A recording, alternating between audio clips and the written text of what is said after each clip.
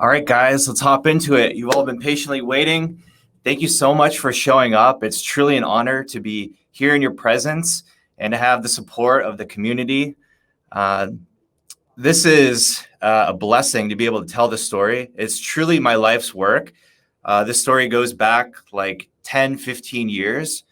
And it's not all about me. It's about the company, sort of how we grew the community from scratch, sort of what I was thinking at certain times along the way. And then, of course, it's totally a story of survival. There's going to be a couple lessons along the way. We're going to talk about some major heartbreaks. We're going to talk about some major setbacks. And we're going to talk about a lot of having a lot of faith and a lot of hope. So let's get into it. First of all, I just want to describe what this story is not. Of course, in order to draw people in, I'm posting like, we're doing $80 million a year. Sellers are kicking ass and all this stuff, but it's truly not about the money at all. It's not about buying the Lamborghini. There's no offer to sell, right? There's nothing I'm offering other than connection, okay? And maybe a little bit of storytelling. And to me, the most important things in life are things that where pain precedes the outcome, right? So think about running a marathon or having a child, right? These are things that are free. These are things that are associated with a lot of pain and struggle and hope and faith along the way. And so I feel like that's totally my story. And I just want to connect with you guys sort of on that level and let you know that if you're going through something similar, that I'm right there with you. Okay, so you guys are totally part of the story. We have something really cool going now. I still feel like we're just getting started, but you guys, thank you for engaging in the Facebook group. I had my team run all this data on the top Facebook e-commerce groups, and we're the most engaged e-commerce group by far. So that would mean the score where we take the total reactions and comments divided by the total members. And so we actually own the ShineOn together. We have the top 2 most engaged Facebook groups in the world. So we have the ShineOn Profits on Demand Facebook group. And then right below that, we have the ShineOn Graphic Design group, which is sort of our sister group. So really appreciate you guys engaging there. Please keep it up. We want to try to possibly even reward engagement and allowing you guys to hopefully tell your story after I tell mine. Hopefully that inspires you guys. But, you guys are already being open to inspiration. You're already here. I like this little Pablo Picasso quote that inspiration exists, but it has to find you working, right? You don't just go from zero to inspired. You guys are already showing up and want to participate. So thank you. Another reason why I'm doing this storytelling is because I was very fortunate to have mentors very early on in my career. These were my first 2 bosses and mentors in e-commerce. And together, the 3 people on the slide, it's almost $1.5 billion in transaction revenue. And so I'm just super grateful for that experience, having mentors early on. And I understand that, we're not all working in tech companies with 20, 30, 50 people. A lot of people are at home, laptop lifestyle, running their own ads, selling our product. And if I can sort of be that mentor or inspiration for you guys, if I can just influence one person and give them hope in their entrepreneurial journey, then that's a huge win for me. Okay. So here's a timeline of the story. So I'm going to go back to Ithaca College and sort of what my mindset was then. Then I'm going to talk about a really influential part of the journey in being the first employee for custommade.com. And then how I parlayed that experience into sort of pre-ShineOn, a thing I set up called Ring Around. And then, of course, there's ShineOn. And you can see here that just this half of the story has 3 lifetimes, okay? So we're going to really get into it. I'm probably going to talk for over an hour, and then there'll be like Q&A along the way and breaks.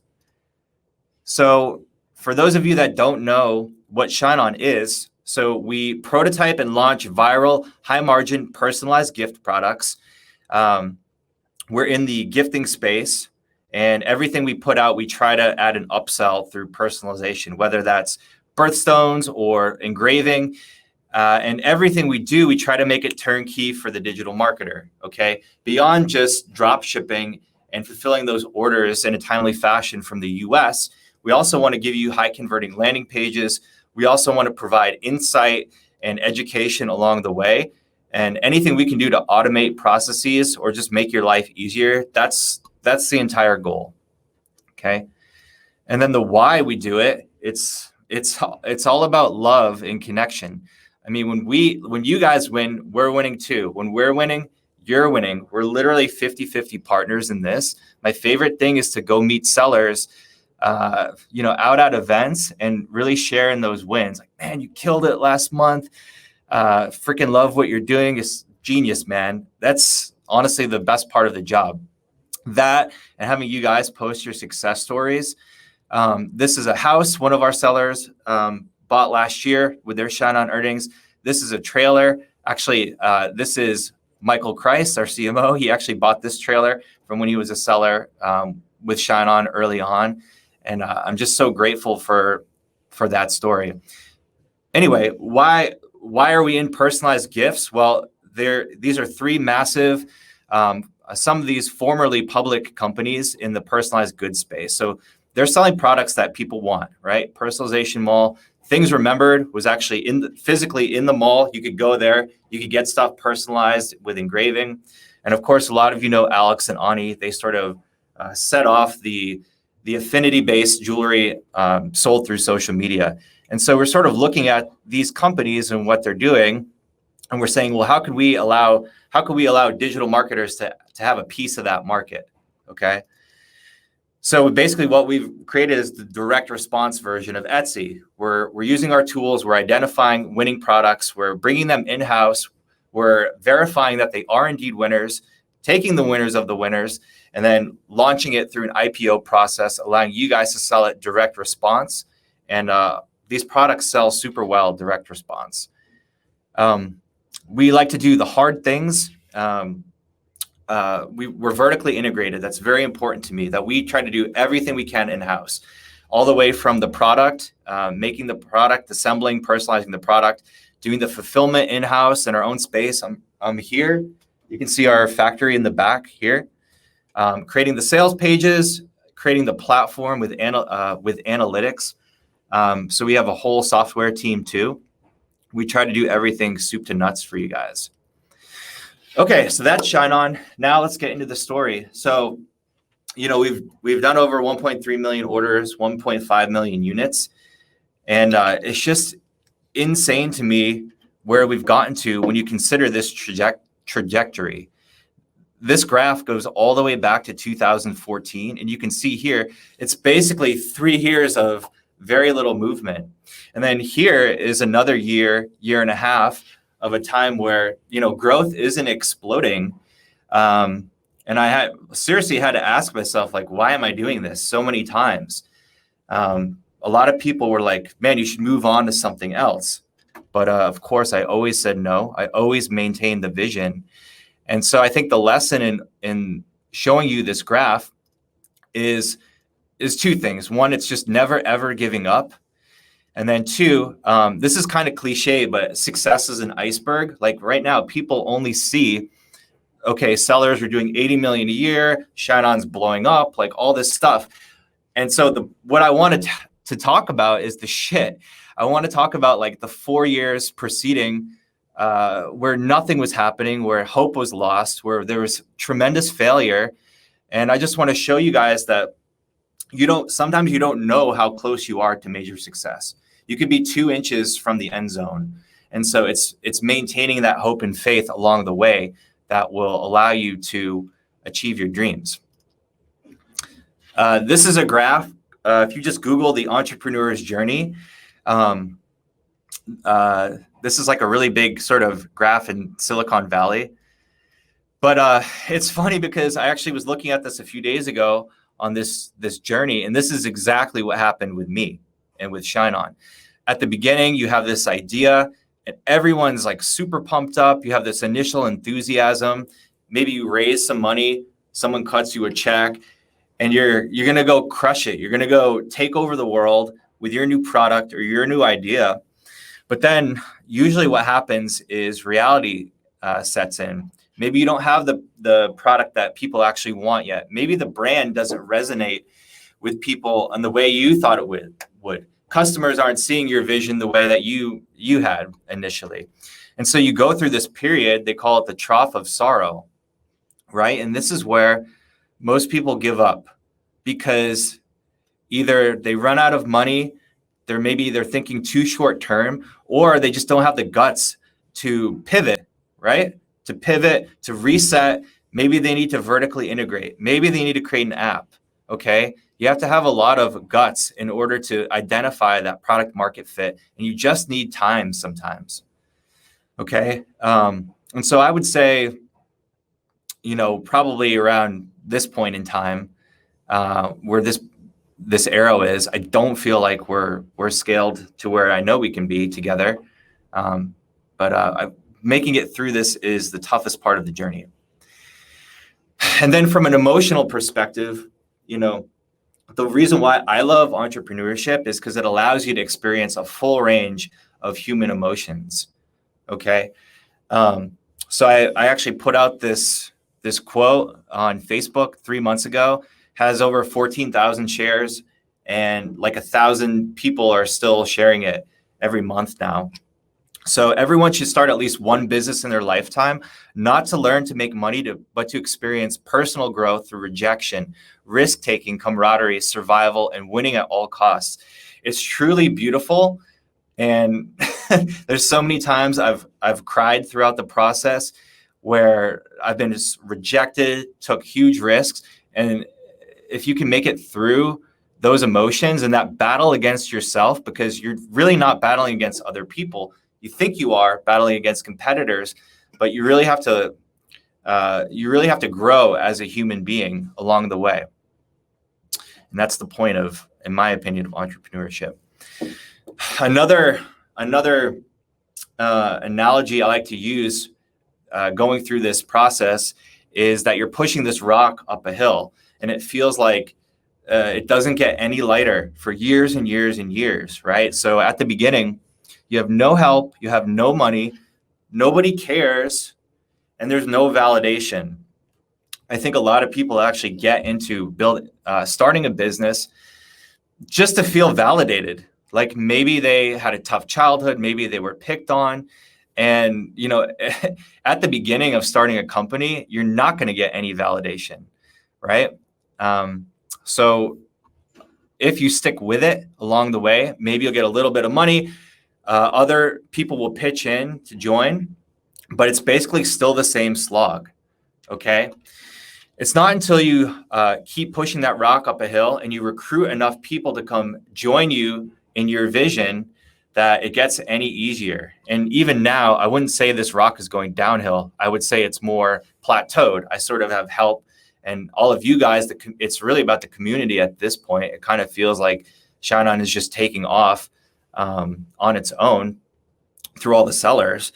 But the most important part of this process of pushing this rock up the hill is that you literally have to think it into existence, speak it into existence, write it into existence, work it into existence. And the number one skill, in my opinion, is recruiting people to join you on your vision. If you can't do that, you're not going to be successful, okay? If you can't get other people to put money in, right? You can't convince your grandmother to give you a check to invest, or your parents, or your best friends. You really need to start with that tight community. If they can believe in you, then you can get other people to believe in you over time, okay? So we've had 5 offices now. And really down here in Tampa, behind me, this is our 5th office. This kind of feels like, we're finally at a place where we can be a long time. We can scale sort of indefinitely. But it's been a long slog. And being in the Northeast taught me a lot of great lessons about work ethic and hustle and competitiveness, starting in New York. But man, it was just such a slog for ShineOn. Okay, so just get into kind of a little bit about me. So in college, I played 3 sports. I was on the football team at Ithaca College. I was a cornerback. And I also was a sprinter on the track team. And then I also played rugby. And I did all of this while I was studying pre-med. So, I don't know if I was just trying to get over some childhood traumas or getting back at people for picking on me or whatever. But I was just a very type A personality where I was just hardcore about literally everything and like achievement and sort of wanting to be the best. I remember like training for football, doing suicides in the gym at like 3 a.m. in the summer in the morning, like just kind of going crazy with that and wanting to be the best. But I will tell you that I actually was not happy. All my friends were sort of like on the football team and something was just missing for me, I didn't know what it was. And I actually caught a huge break. I actually broke my ankle and actually breaking my ankle changed my whole life because I actually stopped playing sports and I had to ask myself, what do I want to do next? So I actually went to Australia on a study abroad program for 6 months, which was unbelievable. And there I started surfing every day. I started doing photography. I started writing poems and doing different artwork. And I was just like, man, this feels like so me. I feel so alive. And this is like really the thing I needed the whole time. I think I was maybe going back to some of the things I enjoyed doing as a child. And just being creative was the outlet I was missing. I didn't have to struggle all the time about achievement. I could just sort of create. So I actually came back to Ithaca College my senior year after this study abroad experience.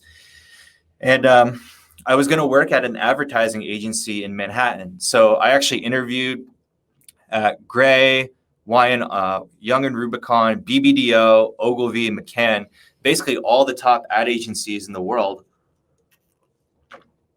And I pretty much had my choice where to work. This was in April 2008. But then a really horrific thing happened. The stock market crashed at that time, literally right when I was graduating. So I would call these ad agencies up and they'd be like, yeah, not only are we not hiring, but we also let go of half the company. So I was like, holy shit, like my dream is totally gone. And I was actually, I went back home to New Hampshire and I was a roofer for a year and a half. So I was roofing houses in the snow. I was like shoveling snow at night just to make money, $10 an hour.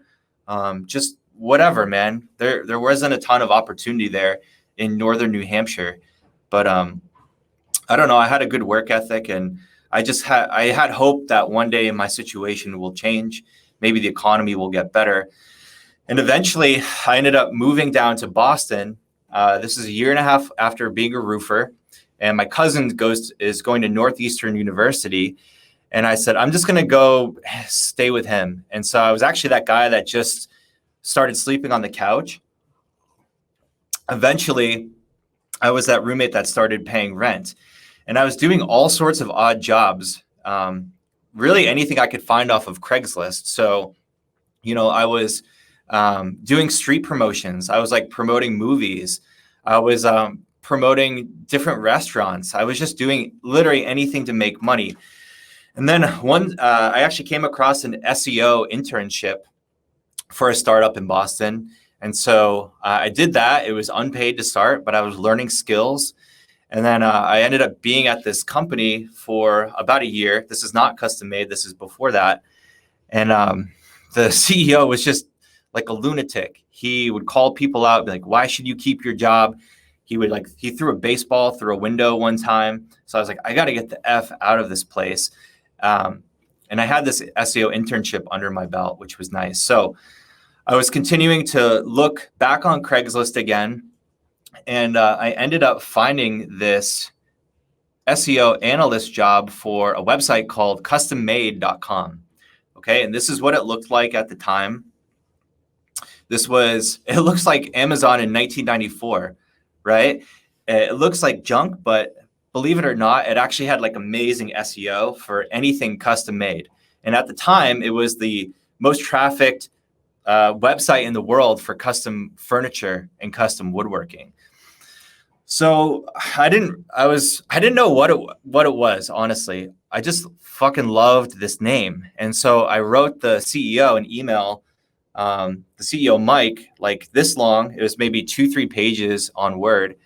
Just like, here are all my ideas. I love this name. Here's what I would do if I was the CEO.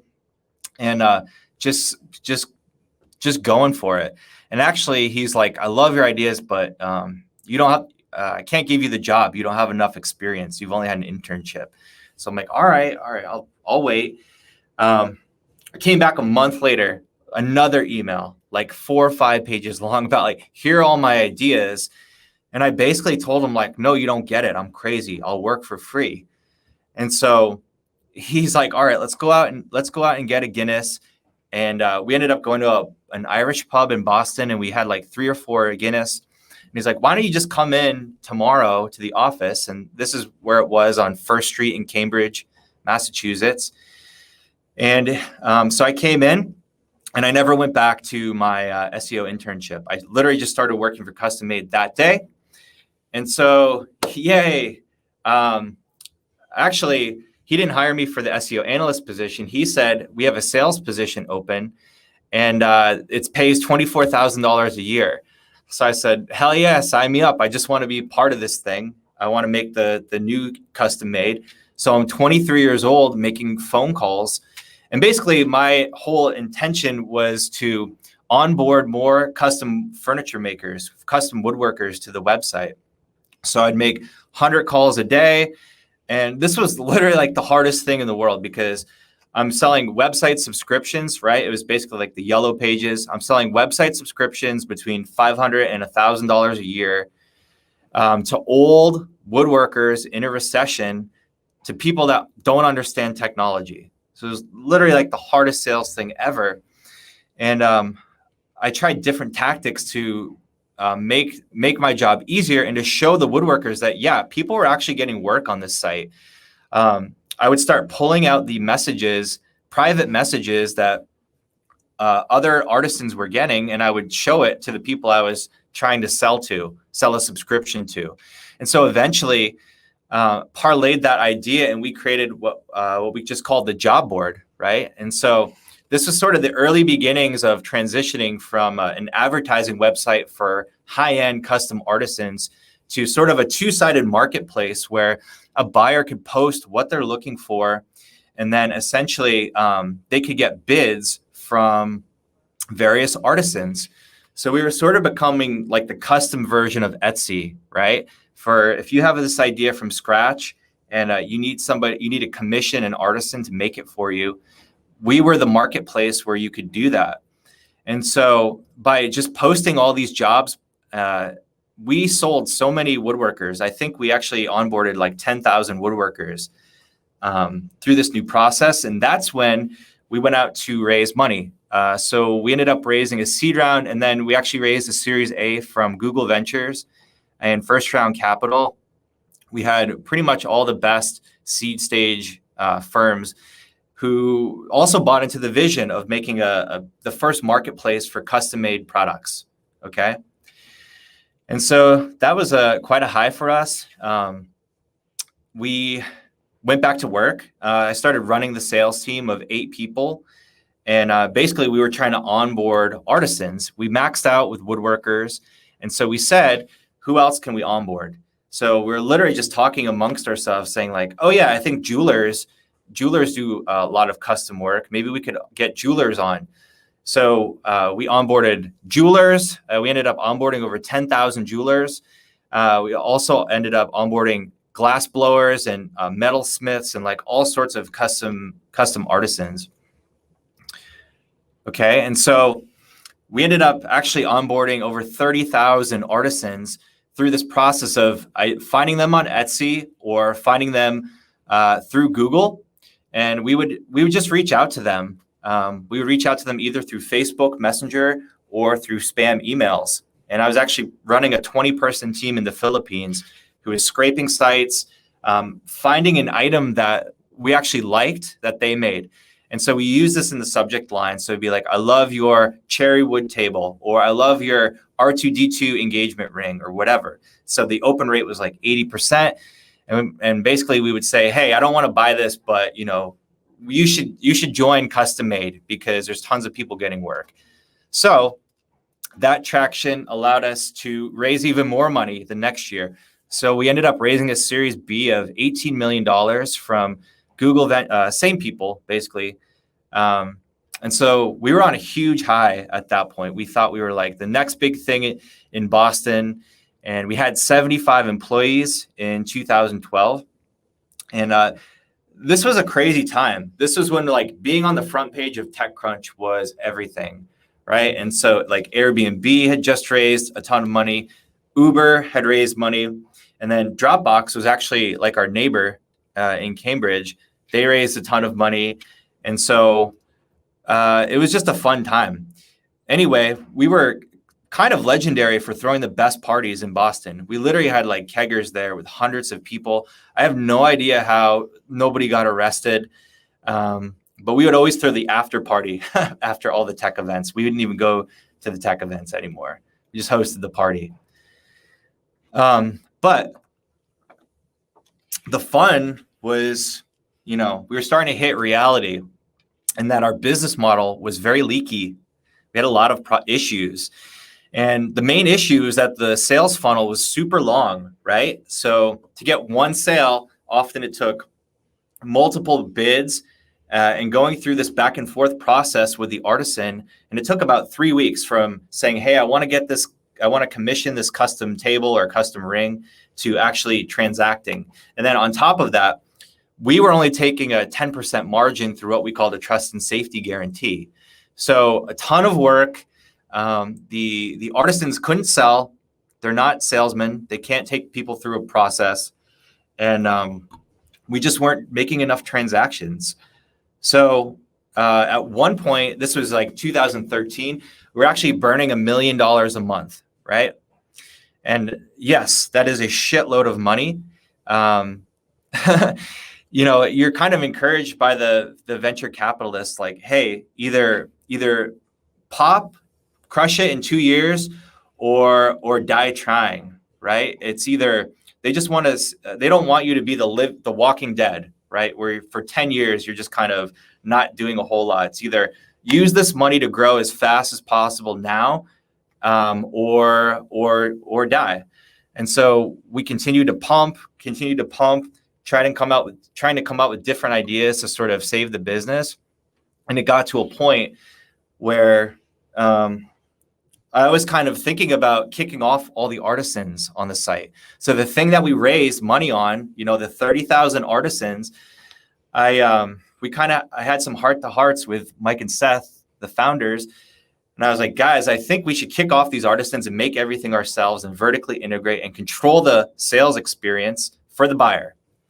So we sort of started to do that. I started learning about 3D modeling. I started learning about lost wax casting for custom jewelry. Okay. And on top of that, there was a way that we could actually take a 30% margin because we're the manufacturer now. We understand profit margin. And so the whole thing was very difficult to pivot to, but I knew that there was some chance that we could maybe pull it off, right? And maybe have enough time. So I ended up, one night I was out in Boston and I was at an entrepreneurship event and I thought this one girl was really cute. So I went up to talk to her and said, yeah, I'm with Custom Made. And it turns out she was married, but her brother ran like a 300-person jewelry factory in Thailand. Okay, he actually still makes all of David Yurman's jewelry. And so flew out to Thailand, learned as much as I could about jewelry production. At one point, I actually flew to Serbia to connect with a 3D modeling team there. And basically, we started this new integrated process where the buyers would draw what they're looking for on a napkin or a piece of paper, and then I would send them back a 3D rendering of their concept. And then I would say, now hit the buy button. Okay, it's like no back and forth. This is what you want. Great. Boom, hit the buy button.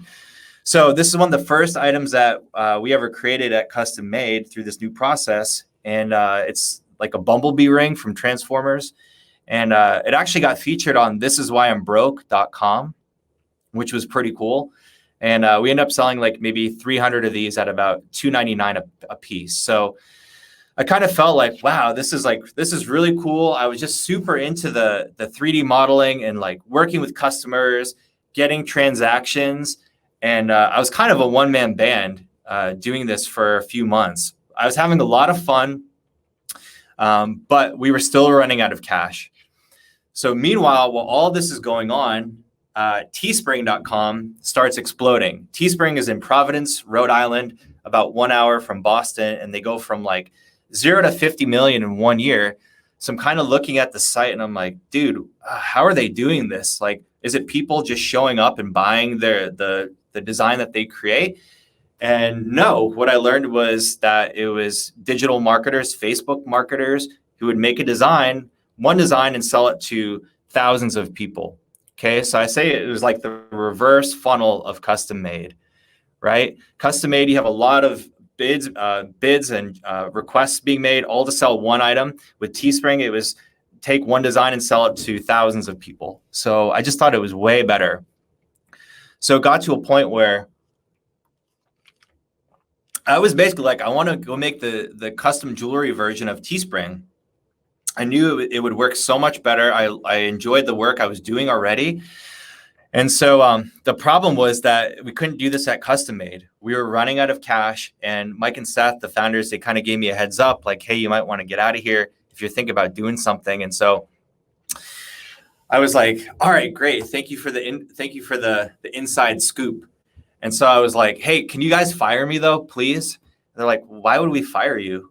You know, you've been like one of our best employees for 4 years. I was like, well, I want to go do this custom jewelry Teespring model, but I have no money. I have no savings.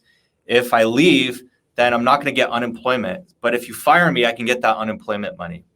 So that same night, we go out to the bar and they're like, dude, of course we're going to fire you. And they're like, we're going to fire the shit out of you tomorrow in front of everybody. And I'm like, oh yeah, you won't do it. Do it. And so it's just a really funny joke. Eventually they did fire me, not in front of everybody. We had like a little private ceremony, kind of like a thank you. And at that same time, they also gave me severance money. So they fired me and gave me about $10,000, which is like, I'm so grateful for that experience and for their mentorship, Mike and Seth. And so I said, okay, I'm going to start this new company. I'm 27 years old. It's like the perfect time, but I need a break. I was just through this 4 or 5 year slog of working for a startup that failed. And so I actually took that severance money and I went to Europe and I backpacked all of Europe solo for 2 months. I went to Iceland and I ended up making it all the way down to Istanbul in Turkey. And that was a really important experience in my life because it showed me that I could trust myself, that I could go out there on my own. And it just gave me a lot of confidence because I was going to need it for the next phase of this story. So I come back from Europe and I actually moved to Brooklyn, New York, in Williamsburg, which at the time, it was just like the most happening place it seemed like in the world, just hipster mecca of the world. And I was actually living inside this church. People had remodeled the church and put apartments inside of it. And it was a really great experience. And so that's the first chapter of the story. That's sort of how ShineOn came out of Custom Made. And I'm just going to take a quick break, maybe see if anybody has any questions about that experience. Damn, we have 260 people live. I think that's breaking a record. Thank you guys so much for showing up. Does anybody have any questions?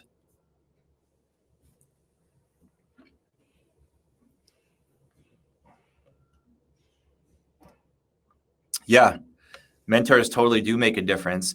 I think for me, it was just sort of like watching them, right? Like watching how they treated people, how they did the little things, how they let people go. I think Mike and Seth were some of the best people at that, and just having integrity along the way, even through the process of burning $1 million a month, just handling it with class, right? And one of the most important things I also learned from them was learning how to sell and create urgency in everything that you do. So I actually sucked. I was horrible cold calling on the phone. But then Seth one time was just like, find ways to create urgency. So every day it was like, hey, it's like free listing Wednesday, or it's like free upgrade Thursdays, or literally every day it was just whatever, made it up on the spot. But the artisans, they loved it. They loved getting a good deal. Yeah, 27. There's something about the age of 27. It's like, it's a huge time of change in people's lives. Some people die, like Jimi Hendrix died at 27. Janis Joplin died at 27. There's like all these famous artists that died then. But a lot of people, like their whole life and perspective changes at 27. And there's a lot of literature on that. And how long have you been trying to become a full-time entrepreneur? Yeah, so I think when I was an employee at Custom Made, I always wanted to be the guy that sort of came up with something new for the company, sort of pushed the envelope, maybe started a new thing. I think, I probably annoyed a lot of people, but Mike and Seth, I'm so blessed that they gave me freedom to explore and basically do whatever I want, because whatever it was I wanted to create, I would just attack that within the business. So I was always kind of like trying to start a business within a business. Okay. And I just had the right people around me that they supported my craziness. Oh, thanks, Amanda. Yeah, maybe that's the reason why 27 is so important. Okay. So that's part one. All right. We're like 44 minutes in. So let's keep going. Okay. So this is the timeline of ShineOn and the sales history. We're literally here. After all of that, we're just getting started. So I come back to, we're back in Brooklyn. I moved to Brooklyn, and I'm actually sleeping on a mattress on the floor, and I'm actually sharing a room with another guy, my best friend at the time, Josh Beach. And it's super expensive in Brooklyn. I think literally like our room was like almost $2,000 a month. Excuse me. So I was paying like $700 a month just to sleep on the floor in this mattress. But it was cool. I was having a lot of fun. And yeah, we're still at here. We're still at number one here on this map, Brooklyn, the first ShineOn office. Okay, so at the time, I come back and I'm running out of money. That severance money, that 10 grand that I got to go start the jewelry version of Teespring, that money started running out. The unemployment money started running out as well. So I was sort of forced to survive.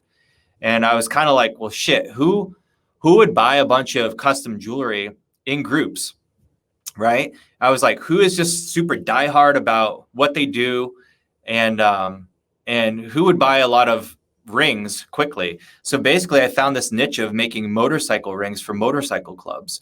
So I would actually scrape Google, I would go on Facebook, and I would go find motorcycle clubs, and I would cold outreach them. I would cold email them saying like, hey, your group's really cool. Have you ever thought about making custom rings before? And so a lot of people, believe it or not, hadn't. And so I made custom motorcycle rings for like 7 or 8 clubs. You see, this one is the Shell Shock Veterans. This one is the Peacekeepers MC. This one is for the Comets MC. And then the coolest one was this awesome black biker group called the Buffalo Soldiers. And they were so cool. I made like maybe 300 rings for the Buffalo Soldiers. And after going through different ways of like using WordPress for them to transact, I eventually stumbled upon Shopify. And that was like the easiest way to transact. People could hit the buy button and I'd have the order there. And it just made everything easy. I don't know how I found Shopify back in 2014, but it was just an unbelievable way to process these orders. Okay, so I'm starting to get traction. I'm starting to take my experience from custom made and go do that on my own. I'm starting to get more and more customers, and I'm starting to refine that process of design.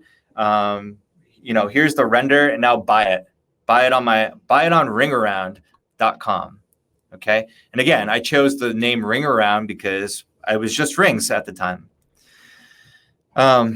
But before I could even get this entrepreneurial journey started, I almost derailed the whole thing, okay?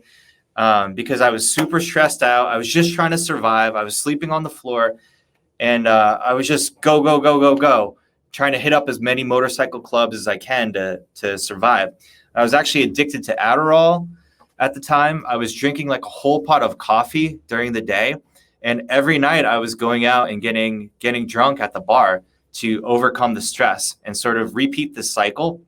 And it got to a point where I was like, dude, if you ever want to create anything of note in your life, you have to stop all of this stuff. And so I actually went what I call monk mode for 90 days. Also a dopamine reset. So I started taking cold showers every day. I stopped drinking, obviously. I actually went as far as I cut out music. Like I learned that like loud EDM, hard rock, that sets off a lot of dopamine in your brain too. And so I remember the point of like looking at this puppy on the street and literally just dying, laughing and crying and being like, this is the most beautiful thing I've ever seen. And at that point I knew like, okay, I think I reset my brain here. I'm good to go.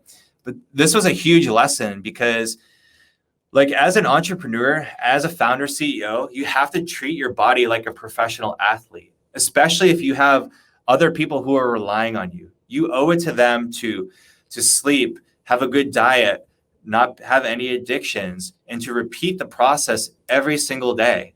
Okay. And so I really started seeing myself as a machine. And I truly don't think if I didn't go through this process, we wouldn't be doing any of this.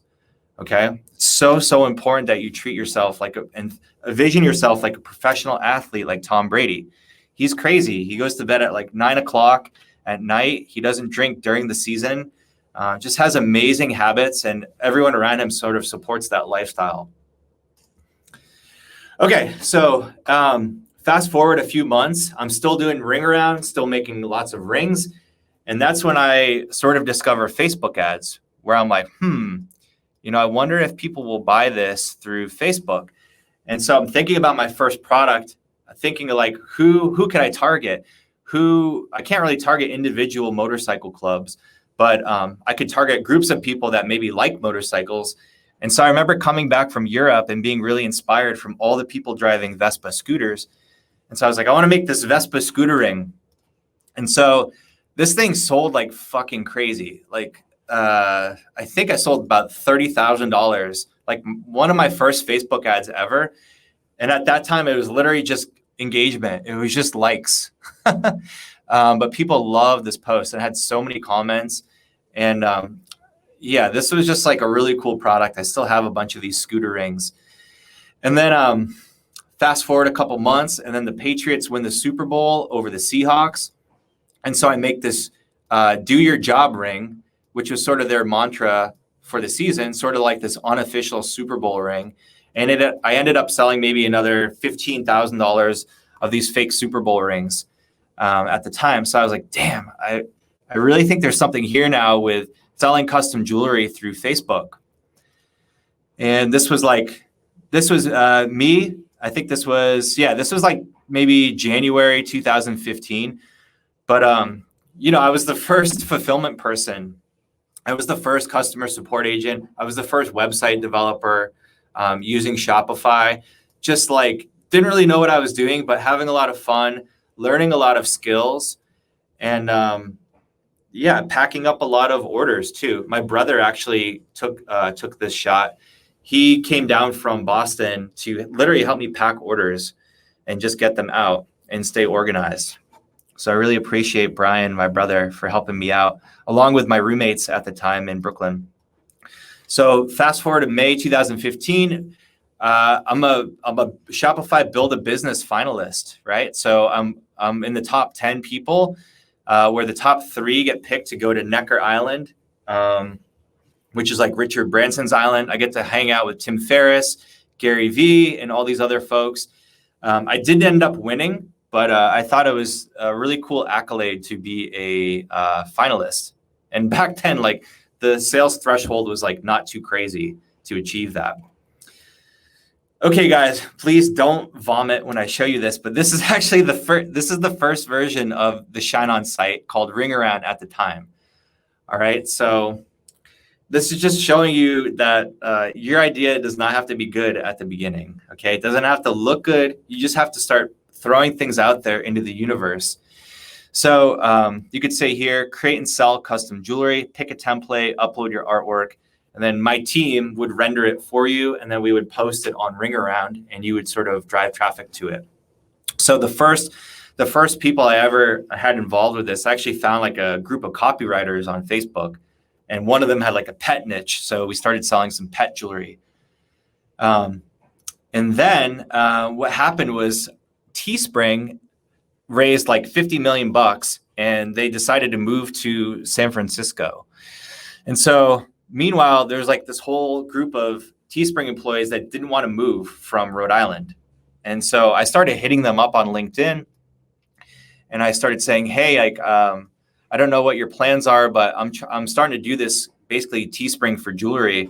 I'd love to connect with you on it. And so I started connecting with some Teespring employees, and we got some initial traction. And that's when we started working with some of Teespring's Facebook marketers. So I just wanted to thank these early people for doing some testing with us. The Rush brothers, who are killing it now, doing their own brands, and Ronnie McKenzie and Sue Hale. Actually, believe it or not, they just put out a ShineOn course like a few weeks ago. So it's just amazing to see like how we started and where we are. And this was like over 5 years ago, which is just crazy. But you can see the website here. It was a campaign structure. So you had to sell like a certain number to get it to tip. And that was because the jewelry manufacturers wouldn't work with us doing onesie twosies. We had to get at least like 20 or something like that. Okay. So we're starting to get more traction through the summer. And basically, I got to a certain point where I was like, Eric, whatever you do, just ensure that the traction continues, okay? We cannot have the current month be less than the last month. Even if it was $1 more, we have to continue the traction so we can tell the story, so we can go out and raise some money, so we can actually go out and build this thing, okay? So here's just like a timeline of Ring Around raising money. So I got the $10,000 severance. And then I actually ended up, this was huge because that money ran out, and my grandmother actually gave me $6,000.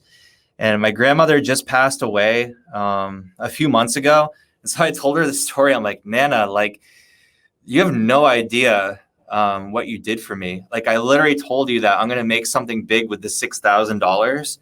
And she died, right after Q4, after we achieved, doing like $40 million of sales in a year. And I think that was the best feeling of my life, to have it come full circle and tell that story.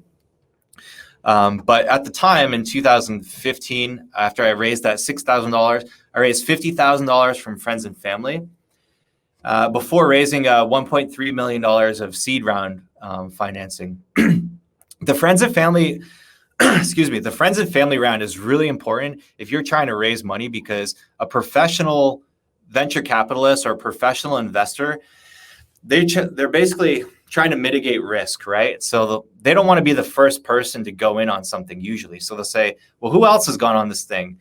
Your friends and family they don't believe in your vision? Then sorry, I don't believe in it either. So it's really important to try to raise money from friends and family first, because that's just basically getting approval of your idea, right? Getting traction, de-risking it.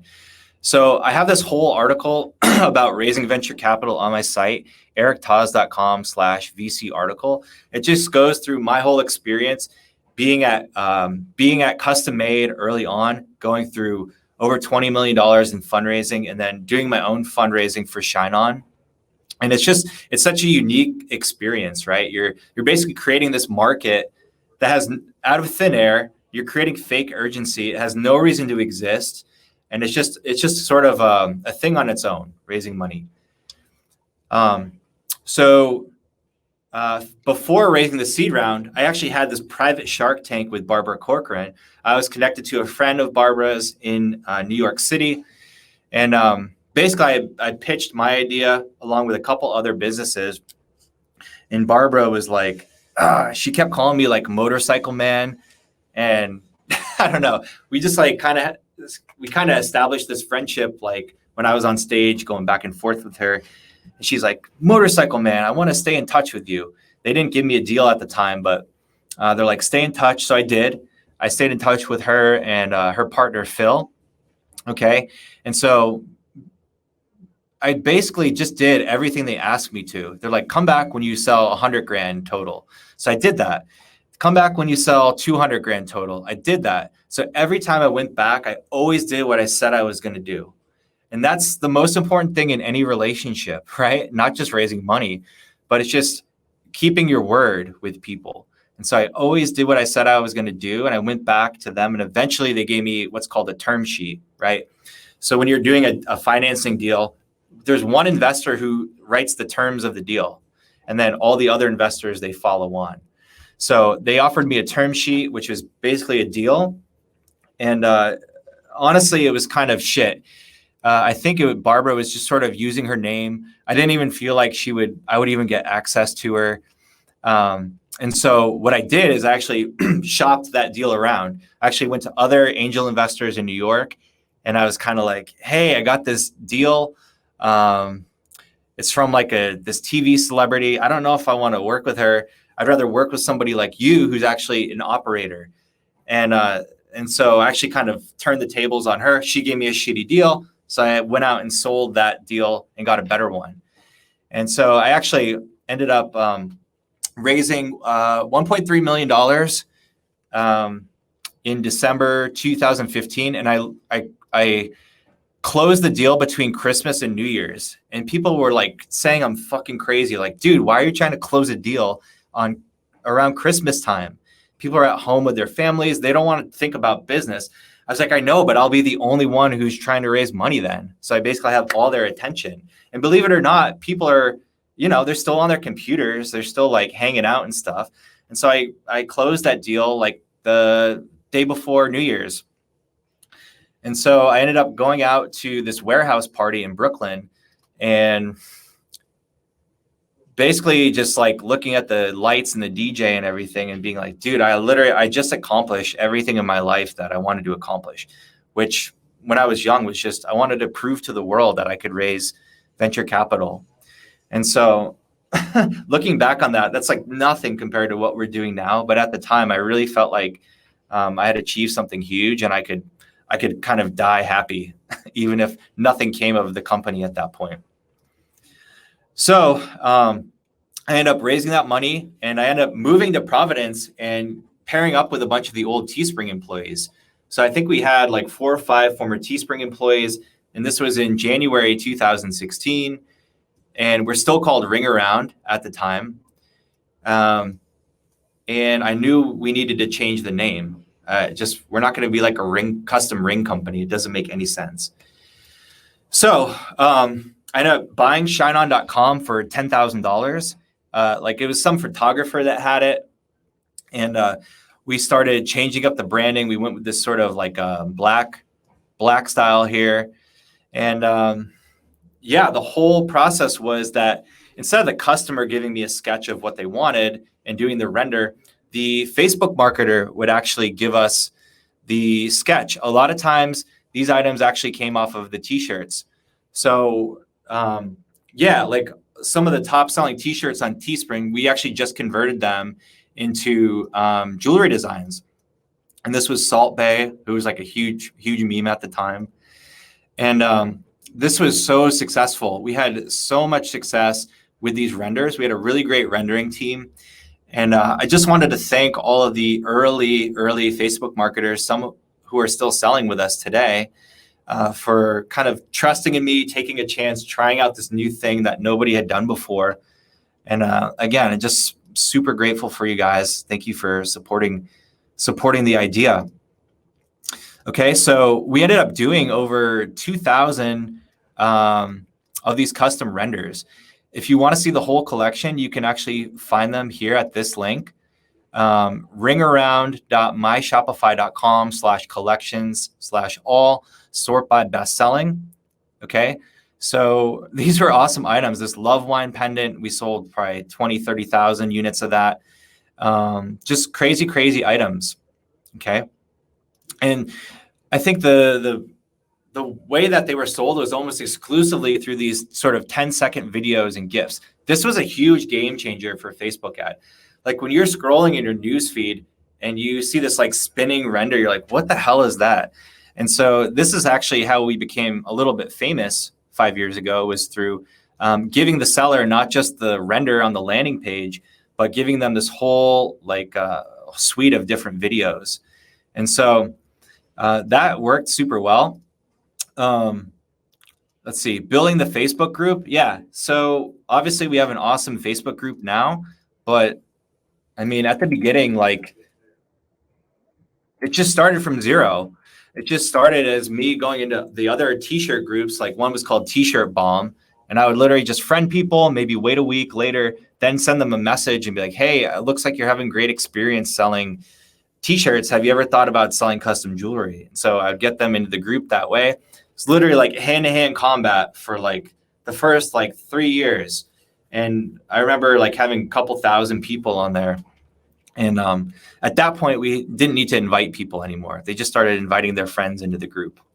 Okay, so we're feeling good. We're selling a lot of different products, and not a crazy amount. I think we did maybe like $5 million in those different 3D render products. But the shit was about to hit the fan because we were burning cash super quickly. I was really only focusing on the front end, just top line revenue. I wasn't like really making a profitable business. And so I've seen this twice now about raising venture capital and only focusing on top line revenue, because the whole intent with venture capital is to get to your next round of funding. You don't have to be profitable. Actually, don't even focus on that. And so this is a major issue in venture-backed tech companies. It's sort of like a disease. And so I like to say I'm actually like a VC refugee now. I don't necessarily believe in it anymore. Not because raising money isn't good, but because a lot of the time you're not sort of focused on building a profitable business with good margin. So like I didn't know anything about accounting. I didn't know about margin. I didn't know about inventory. And we were selling a ton of these products and the quality was amazing. Basically what we were doing was exporting the orders every day into a CSV, sending that spreadsheet to Thailand. Thailand would manufacture them and then ship them to us. And it took about 3 to 4 to 5 weeks for the customer to get it. The quality was amazing, but buyers, like, they just still didn't really trust us that it was going to get delivered. And so we started getting a ton of these chargebacks. Okay. And so it got to the point where it was actually becoming unsustainable and not healthy for the seller's accounts either. So I'm like, shit, this is like the second time now where I've learned my lesson about outsourcing production, and I need to make a change if I really want to make a real business. But the most painful thing in my life happened at that point. So this is August 2016. I'm in Providence, Rhode Island, and we're running out of cash, right? Too many chargebacks. The whole process isn't working. And so I have to fire the entire company. Except the only person I didn't fire is Dan, who's actually our CTO today. And I'll talk about our history together in a little bit. But I was so fucked up at this point. I was like, dude, I'm a complete failure. Like, I just raised all this money and just blew it all. And I was literally crying and having anxiety attacks. And I literally thought my life was over, right? I had a email tracking software, and I could see which emails people were opening. And I remember some of the investors opening like the terms to our deal, And I assume it was so that they could try to like kick me out as CEO and try to maybe on their own recreate the company. But that didn't happen. We had a pretty good deal structure, but I still had this feeling of left for dead. Like I have no help. The investors aren't calling me back. Nobody's helping me. I tried to raise more money in a second round. Didn't work. Literally everybody forgot about me.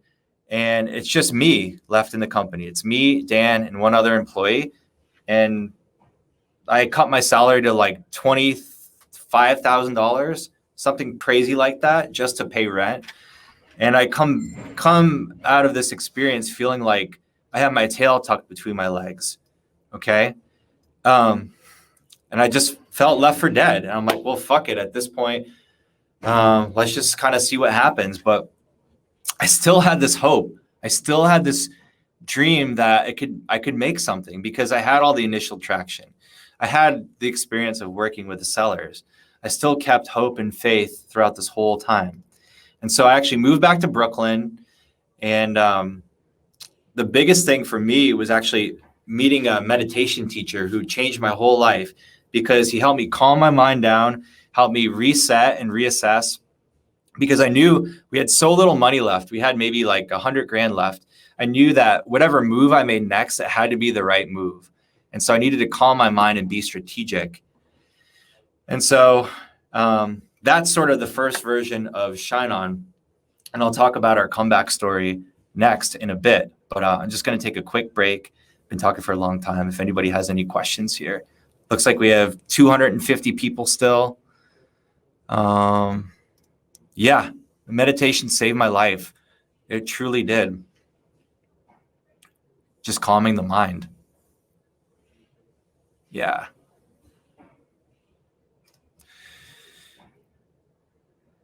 Yep. Yeah, it's beautiful. Like pain always precedes all of the best feelings in the world, right? Running the marathon, giving birth to a child, losing everything. Pain is it, man. It's beautiful. So when you see these guys buying Lambos and shit, like, what pain have you gone through? What struggle have you been through? You're very welcome. Anytime I can experience share. I actually appreciate you guys for coming on board and watching this for me. It's like super therapeutic. I've never told the whole story in this format to anybody. Okay, so I'm actually super lucky. This is more important to me than, like, telling the story is more important to me than making all the money and the success. Like, I swear to God, I've always wanted to go through this experience just to tell the story with you right now.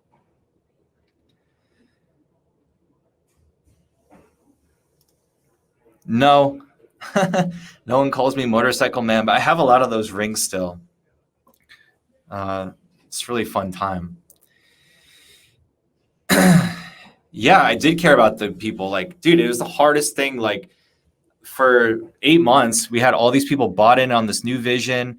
And, we're kind of brothers and sisters trying to build this new jewelry for Teespring. And I had to let everybody go. It was the hardest thing. And they didn't understand. They're like, well, why are you still staying on? Because I was like, I don't know. I still feel I just need time. I feel I need time to execute on the vision still. And actually at this time, everybody was like, Eric, you should quit. You should just give the investors their money back. That would be the right thing to do. And I was kind of like, well, I appreciate your opinion on it, but no, I'm not doing it. I'm not shutting it down. Literally everybody told me to shut it down.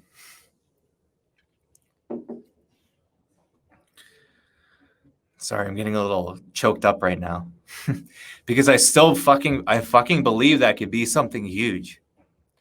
Just needed time. And that's like a lot of us, we just need time to figure it out. So sometimes you have to burn all of the ships. You have to fire everybody to give yourself that time. You have to work another job sometimes.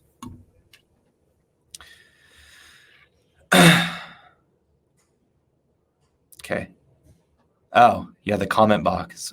Sorry. It was a very dark day. Yeah. Appreciate your openness and honesty. Yes. Thank you guys. Appreciate being able to share this with you. Yep. Persistence and dedication. Okay. I'm just going to grab a quick gulp of water here, and then we can talk about the comeback story and how that began.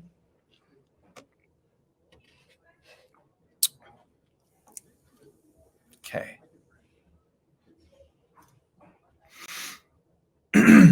All right. So, move back to Brooklyn. I'm doing the meditation. I'm kind of being strategic with my next move. Making $25,000 a year salary, basically not giving a fuck. But actually, I was kind of happy at this time because I didn't have any pressure. I had no expectations to make a massive company. And so I remember sleeping in, just treating my body well, being nice to myself, going out, enjoying literally smelling the flowers. And I was just kind of enjoying life. Nobody cared. I was just on my own, man. Okay. And so here's where we are in the timeline. There's still pretty much relatively zero sales. And we're kind of right in the middle of this story. So I'm alone, right? Dan, who's our CTO today, he actually moved to Florida at the time. So from Providence, he moved down to Florida. And we'll get into that story later. But I actually moved out to Hackettstown, New Jersey, because the other person still in the company was like, hey, I understand that if we want to make something big, we need to do our own fulfillment and production. And he had a house out in this town called Hackettstown, which was an hour away from New York. So I had friends in New York. I had support and did stuff. And so I was like, yep, fuck it. I'll move out there. And so I'm completely alone. It was with one other guy, and we're trying to set up this office out in Hackettstown. And so this is April 2017. And this was the first sort of ShineOn factory. Okay. This is a 1,000 by 1,000 square foot garage.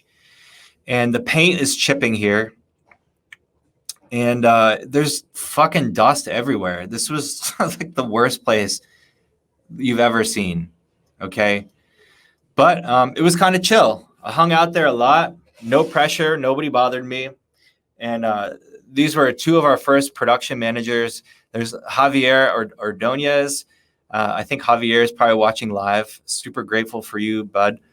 And during this time, I remember going out to Applebee's every night because, one, it was the only place that was open after 10 p.m. And I was working till probably midnight. And also after 10 p.m., they had half price appetizers and half price wine. So I would sort of relax and get my cheap food every night and just hang out with people. Again, I was pretty much alone in this town, but I had a fuck it, burn the ships mentality. My plan B was to make plan A work, right? I still had that mentality, this is going to be something big. I needed time. And so because I fired everybody, I had to teach myself accounting. I had to teach myself margin and inventory financing. And then, dude, I remember actually canceling all the insurances. And people are like, dude, you're fucking crazy. Can't cancel basic insurance. I'm like, yes, I have to. We can't afford that. We need to put that money into other stuff. Okay. So don't be afraid to do stuff like that. Okay. Anyway, we were down to $20,000 left in the bank. And I sort of feel like we're throwing our last Hail Mary up. Okay. Last play of the game. And what we do is we end up spending the last of that money on one of these machines right here. This is a machine that we would start doing graphical jewelry and printing on jewelry. And so fast forward a couple months, and Dan, our CTO, he comes out with the first version of the Shopify app, right?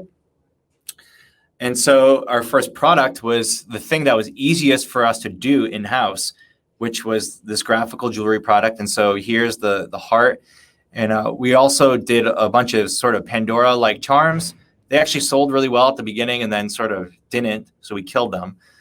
But another thing that sort of changed it for us was that we would actually do transparency on those products, right? So it wasn't just a white background. We would print directly on the metal. So it would look super luxurious and shiny, and actually was a super high quality product. We also came up with our own glass compound. We were like mixing a bunch of stuff with a local company, and that's the glass sealant that we still use today in the factory here. And so we made a watertight, sort of the best print-on-demand jewelry product out there. I think there's maybe one other company doing it at the time. Okay. And so just wanted to take the time to say thank you to all those people that stuck with me, who are still in ShineOn. Dan Richards stuck with me. He's our CTO today. He's kicking ass, building all the product pages and the app for you guys, building the platform out. Ian ShineOn, who's our head of accounts. I actually met Ian at a bar in Hackettstown. Literally was leaving the bar, and random kid buys me a shot. And I'm like, what are you drinking? He's like, Jameson. I'm like, all right, I'll do one, but I got to leave.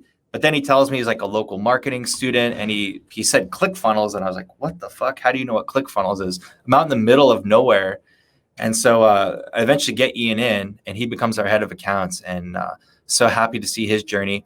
And then Robin, who's still with us today on the marketing team. Robin started as a photographer for us, and has moved her way up the ranks at ShineOn. So these were kind of the first employees of the new company, right? And so we're a bootstrapped company. We have no money.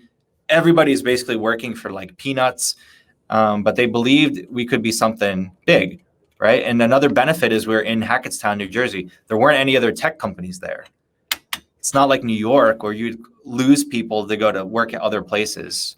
We had a joke like a few years later when we had 50 plus employees. We're kind of like, yeah, you either work at Dunkin' Donuts or you work at ShineOn in this town. So we had a captive audience. So we launched the Shopify app. We launched the graphical product, and that's doing super well.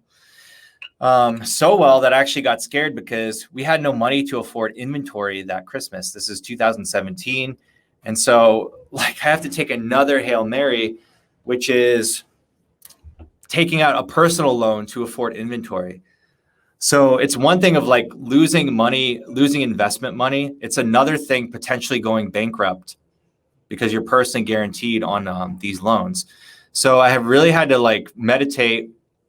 I had to, I called my dad up. I was kind of like, hey, is it worth doing this? Is it worth the risk? And so eventually, I was convinced that it was worth the risk. So I actually did a Shopify capital loan, which, the terms sucked. It was like a 25% interest rate, but I had to do it. I had no choice. So I took out like a $350,000 loan from Shopify Capital, and I really had to make the thing work now, or else I'm fucking screwed. I'm bankrupt, and I've had a bankruptcy in my family before, and I see the aftermath of that, and I didn't want to experience it. So now I'm double motivated for the comeback story. So fast forward. So we're in New Jersey for about 2 years, I think, and we go through different iterations. We iterate on the graphical jewelry, and we start coming out with the rings and the bangles. Michael Christ, our CMO, he was like the first guy to sell the bangle, and he absolutely crushed it. And we're going through different versions of the site, and the brand is sort of changing. Okay, and so now we're here in the middle of this sales graph. And so, it's a period of 2 years where, again, it's kind of like there isn't a lot of growth. We onboarded a bunch of sellers, and we're sort of just like maintaining things, right? And I still had this hope that it could be something more than it was. I couldn't put my finger on it, but I knew that if we were like continuing to make other people money, that they would be loyal to us. And as long as we kept innovating, that people would continue to support us on the journey. So there wasn't really explosive growth at the time. And I remember having like this other burn the ships moment where I had to take out another huge inventory loan for financing. And I'm super blessed that I found the SBA, because the SBA is, they're government-backed loans, and they're like 10-year loans with low interest. So they don't really affect your cash flow that much. It's kind of like taking on a venture capital investment in a way. The only knack is that it is personally guaranteed. So, you could go bankrupt if it doesn't work. But I'm super grateful for finding the SBA. And, they do loans up to like $5 million. And the SBA is really awesome.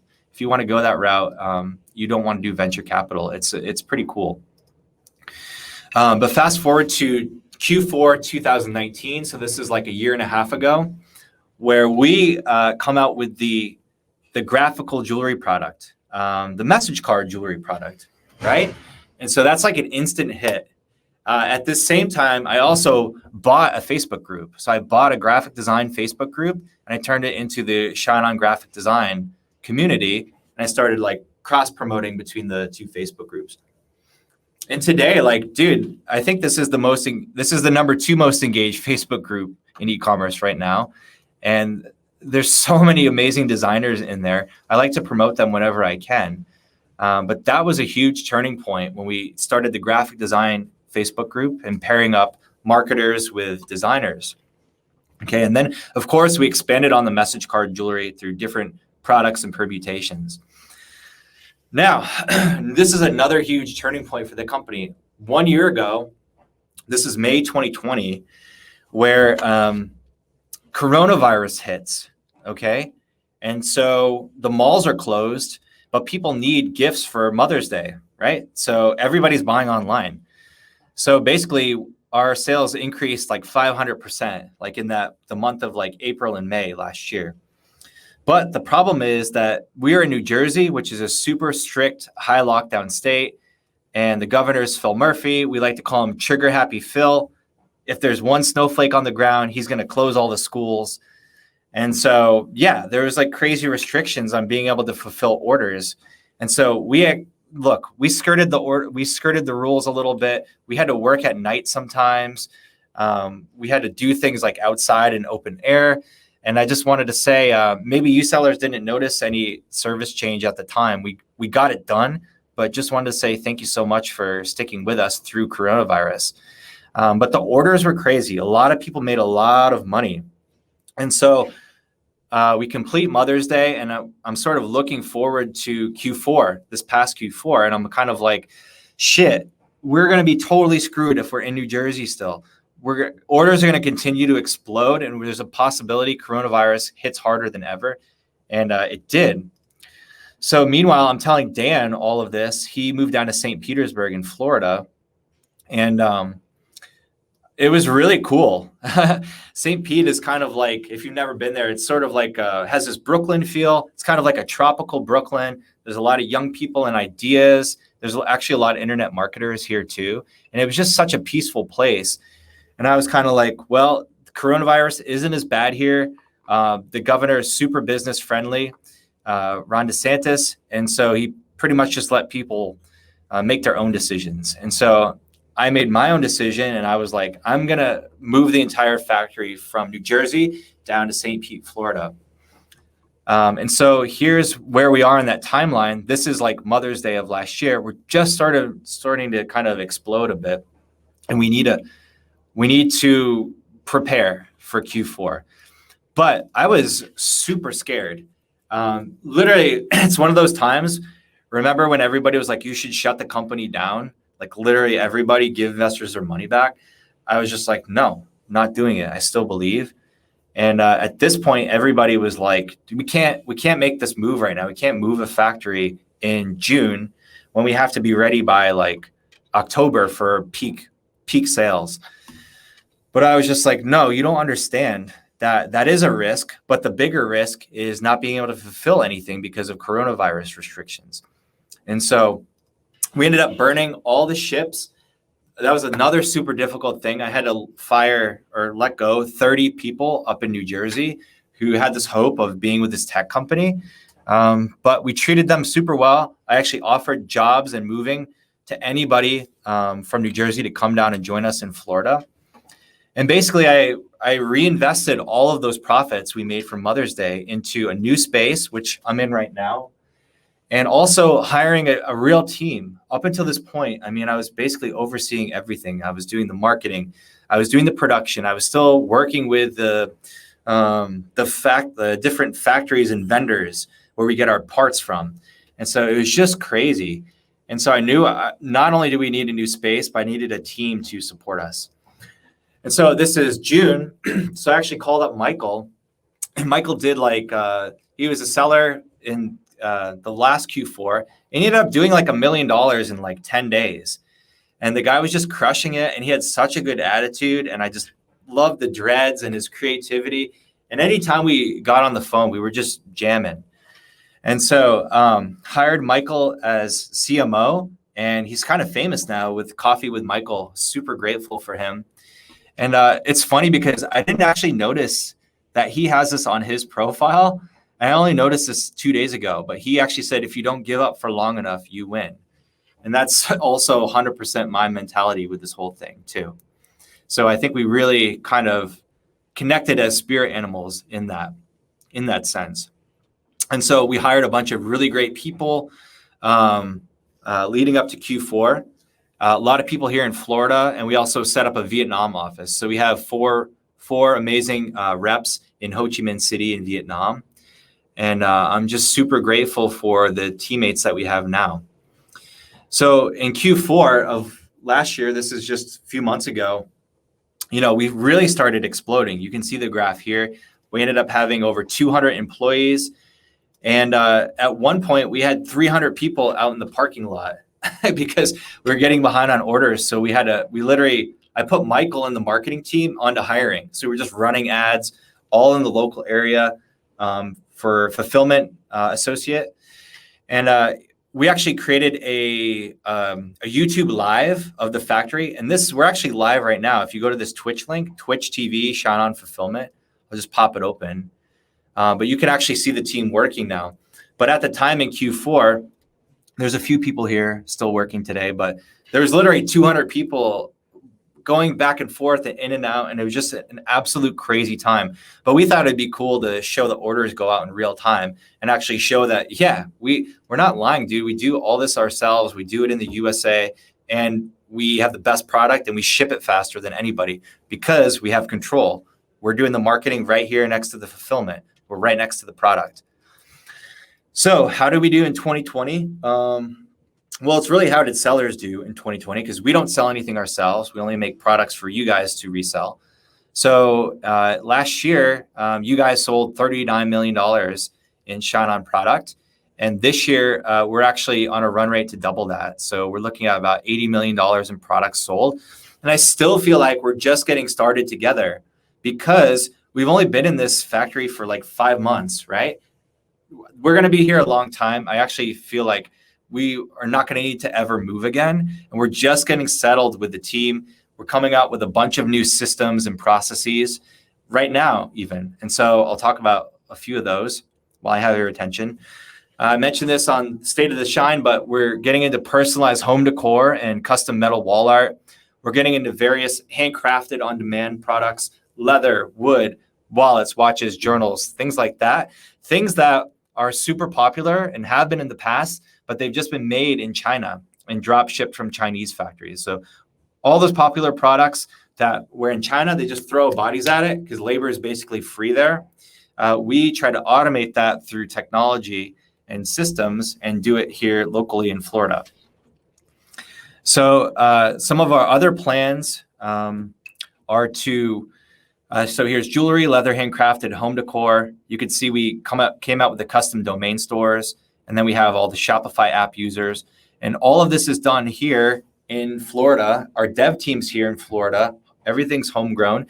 And it's our intention to actually duplicate these in Europe and also duplicate it in Latin America, either Brazil or Colombia. So we're already sort of working on that so we could allow sellers to target locally there. So now we're redoing the brand. We're going to launch this in a couple of weeks. But when I picked the name ShineOn, it was like, how can I say jewelry without using a jewelry term? And so it was all about, because I knew we might go into other products later. But also I loved the name ShineOn because it was all about positivity It was all about hope. Keep shining, keep expressing yourself, keep being you. And so finally, I feel like the preceding 5 years led up to this point where I could have this special brand and actually have it tied to a story. So that's why we're doing this sunrise right now. And this is also kind of St. Pete inspired because there's a lot of water here. So just a couple lessons through this story. Okay, so we're selling like $80 million a year of product now, and everything is great. But just looking back at this graph, there was like 4 years of like basically nothingness, nothing compared to where we're at now. And so it's kind of cliche, but never giving up, just continuing to chip away at that concept is the most important thing in your entrepreneurial journey. And then another key thing to know is like, you actually don't know how close you are to the end zone. You don't know how close you are to something changing and is taking your company off, right? You might be 1 inch from the end zone and you don't even know it. Or you might be only 10 yards away. You might be 30 yards away. You just never know how close you are to the end zone. And so you got to stick with it. Okay.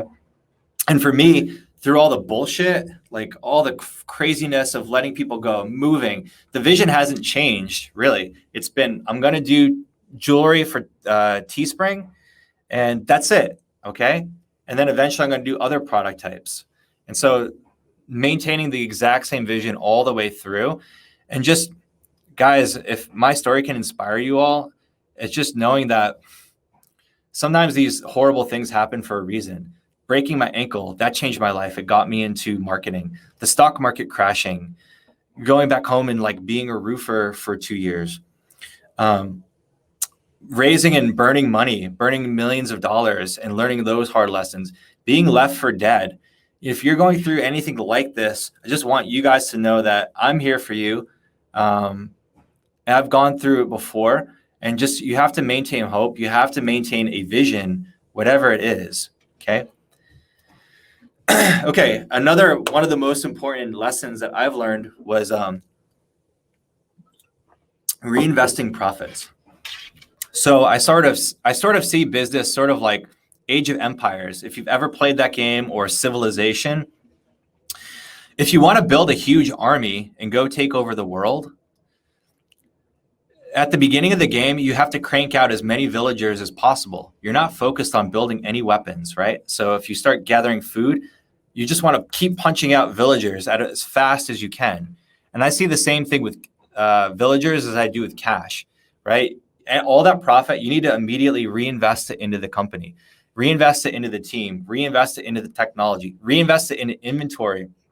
I highly recommend, if you want to build something massively scalable in the long term, to not take profit early on. And that's like the complete opposite of most digital marketers who are like selling courses and showing off their Lambos and making $1 million in a year. I mean, that's all great and that's cash flow and that's cool. But if you do have an idea and need many, many years to build it out, you have to reinvest those profits. And so I actually went through like 3 straight years where I was just making like 30 grand to 70 grand. And like literally all the sellers around me were making millions of dollars. And I remember talking to Michael and he's like, dude, I'm making way more than you. I was like, yeah, I know. It's kind of awesome. It was just kind of a funny conversation, but Michael bought this trailer. Another seller bought this house in the Philippines. And so everybody around me was making money. I wasn't taking anything for myself, but I thought that if I continue to make other people money, eventually, maybe that'll come back to me. And so finally, like just a month ago, I ended up buying a truck and I got a jet ski and like, that's enough for me. I don't need anything else. Kind of back to work for now, but that was a really nice thing that I finally was able to do for myself. And now I'm just feeling at peace with everything. I have a sense of grace. I'm highly motivated and I'm lit up again. And I'm lit up, but I'm lit up in a different way. I'm not lit up in like a survival mentality or trying to prove anything to people. Now I'm lit up where I can actually go execute the vision I always wanted to and thought I could execute, and do it with grace and do it with a really great team around me. Okay, so I'm super highly motivated to scale all of you guys up, to make as many millionaires in the ShineOn group as possible, and to have a lot of fun along the way. Okay. So I actually was talking to my team yesterday. I was like, we need to have a fun audit. We need to go through the whole site. We need to go through the group, and we need to do an audit of who's having fun. If the experience isn't fun, how can we change it and make it more fun? Okay. It's like, while we're here, might as well make it as fun as possible. At the same time, I just want to let you guys know that we are here for you on your entrepreneurial journey. We're all entrepreneurs. Everybody's selling ShineOn product. Focus on where you're going. You don't need to stop the vision. And be willing to sacrifice things you want in the moment for what you want most.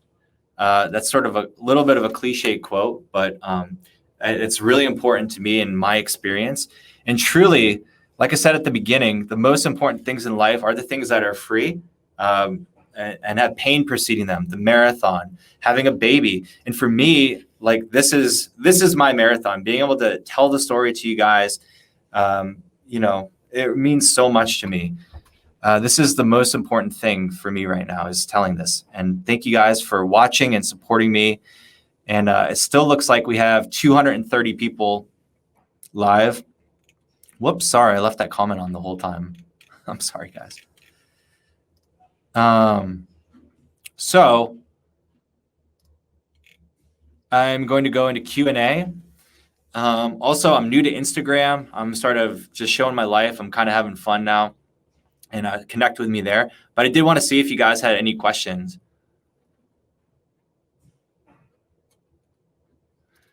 Yeah, we do have a course. We do have a jewelry course. We have Ronnie McKenzie and Suhail put out a course recently. And also Michael has a course called ShineOn 100K. All good, Nick? Thank you. Appreciate it. Thank you. What's up, Talisha? One of our early sellers. Thanks for watching. Thank you. Just have fun. Yeah, exactly, right? Is there anything I learned in college that helped starting the business? No, I think I don't think it's about what you learn in college. I think it's about figuring out what you want to do. And for me, I was grateful for the college experience. I actually have a health science degree. I don't have a business degree. So I was studying to become this doctor. I have a BS in health science undergrad. But eventually I started getting into different things, and I parlayed those courses into digital marketing. Yeah, you're very welcome. Yeah, there will be a replay for sure. Yeah, let's make some money. Honestly, right now, I understand you guys are selling all sorts of stuff. ShineOn's probably not everything you do. I understand that. But if you do want to jump into Mother's Day selling, right now, people make millions of dollars just around Mother's Day. It's a really great time to come in and try it out. What's up, Dan? Yup, one of my besties from Ithaca and also Australia. That experience that changed my whole life. Let's see. Yeah, vision for the future. I think it's just, like I said in the slideshow, it's expanding the product line. So we're going into metal wall art, and we're going into handcrafted on demand. And we're also starting to expand, set up European fulfillment, set up Latin American fulfillment. So I think it's just more of the same, more products, better service. Better service is being able to distribute locally in other continents. Hey, you're welcome, Adrian. Thanks for your support, man. Expanding to other businesses? Nope. No, just more ShineOn, man. I feel like we're just getting started right now. Seriously. Yeah, exactly, right? Basically, everything I learned was being forced to learn to survive. Even like accounting stuff, I still didn't even take an accounting class online. I was literally just going through different shit because I was forced to and I couldn't afford an accountant. Just kind of getting it done. Yeah, thank you so much. Appreciate it. You guys inspire me too. Yeah, we're working on a whole bunch of things with Facebook and iOS 14. We have custom domains, custom domain verification. We're already moving kind of secretly a bunch of sellers over to a new root domain. And we're going to basically pool sellers in these different new root domains as a way to ensure stability with Facebook accounts. Also, we are getting attribution tracking with Hyros set up in the dashboard. And so we'll be able to track conversions outside of the Facebook Ads Manager using UTM parameters. So that's going to be really huge for people. But I think like there's security in our product, even if there was 0 targeting pixels set up. Like our products are such mass audience, right? We're in most of the jewelry sold is in the family niche, and they're huge generic audiences where even if you just set it on, just set it without any targeting, you'll still make sales. So we're much better off if Facebook went haywire than somebody who's trying to sell soap to firefighters and they're like relying on that specific pixel data. Okay. Yeah, maybe, man. I'll definitely make a shorter version of this. I actually have written out half the story, but I was like, fuck it, taking too long. I just want to go live and with it. Here's Michael's course, ShineOn 100K. Highly recommended. So Michael did like $1 million in 10 days in December 2019. Super inspiring. And that was when we started really connecting. So he talks about his strategies to do that in his course. I think it's only $500. Super good investment. Thank you. Thank you, Gil. Yes, it's our intention to always be better at everything. Let's see. Thanks, Michael. Time frame for integrating with Etsy? Yeah, we're still working on that project. We're going to launch Etsy around this time now, but we actually switched over to hop on a bunch of iOS 14 stuff, like the custom domains, the domain verification, moving people over to pools with different root domains. Thanks, Torsten. Golden Forever Love of Mahogany box. Yeah, that's we were limited to the number of variants we could create on a page. So we're actually finishing up that project this week where we're going to actually have lots more available variants. So we can combine gold, like an upsell like gold or engraving, with another upsell like mahogany box.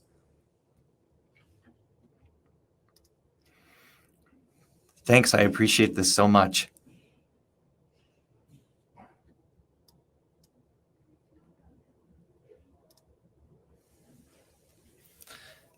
Yes, you can sell without Shopify. So you could actually sell through ShineOn.com. Like, let's say you don't want to pay for all the apps on Shopify. You don't want to do customer service. You get all by selling through ShineOn.com, and you do that by going to ShineOn.com and sellers and affiliates in the upper right-hand corner. When you sell through the platform, we call it, and this is custom domains are also the platform, but custom domain store is free. It comes preloaded with all the best flows. It comes preloaded with cart abandonment flows. We do free Facebook retargeting right now. We do SMS cart abandonment. Basically, you get all the things you would find on the best Shopify store and pay like hundreds of dollars a month for that. And you actually get all of that free when you sell through a custom domain on ShineOn, the ShineOn.com platform. And you don't have to do customer service. We do all of that too. So if you want to just if you're new to all this and you want to make bank just on Mother's Day, we support that. And you can do that through a custom domain store. Yes, you're welcome. Appreciate it. Any boxes without the lights? No. I think it's a sort of a differentiator for us. It's kind of cheesy, but a lot of our products are kind of cheesy. Gifts are meant to be fun, right? fun or make people cry.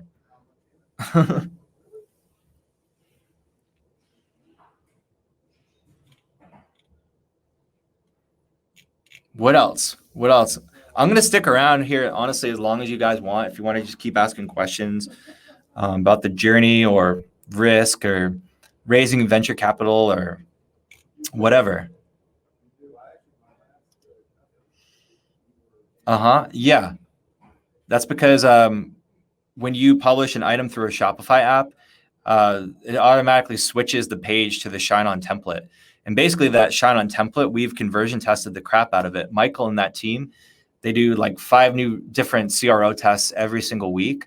And so that's a benefit of selling with us, is we're doing constant iteration of not just the pages in the CRO, but all the new products that you see launched. Those are beating out like dozens of other products.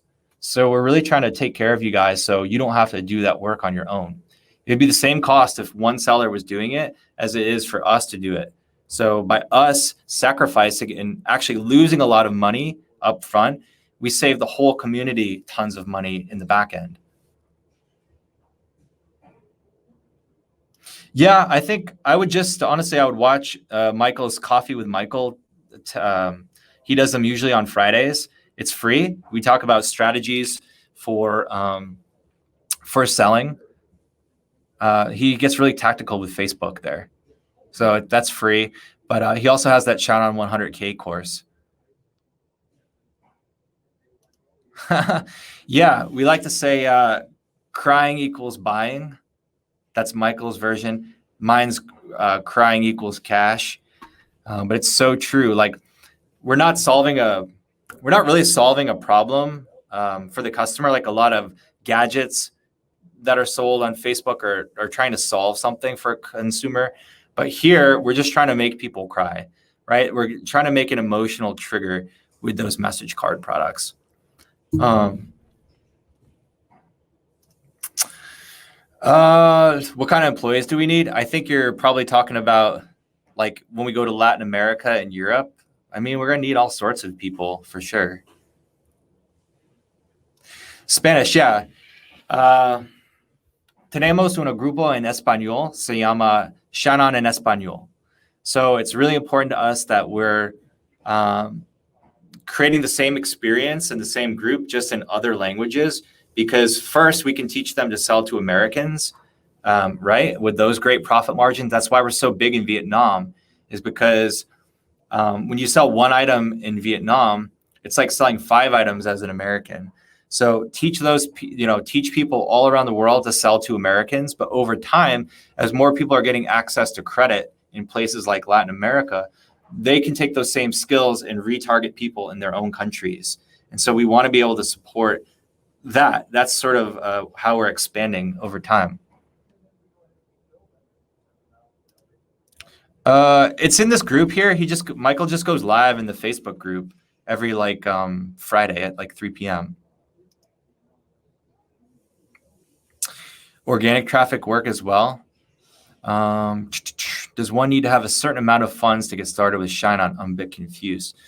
So we say it's our goal to make ShineOn the lowest risk investment of your time if you're a new e-commerce marketer. And actually, we have a huge announcement with our next product that we launch that we're basically going to pay you to test.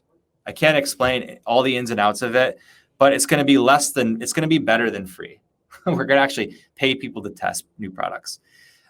So yeah, I think organic is cool.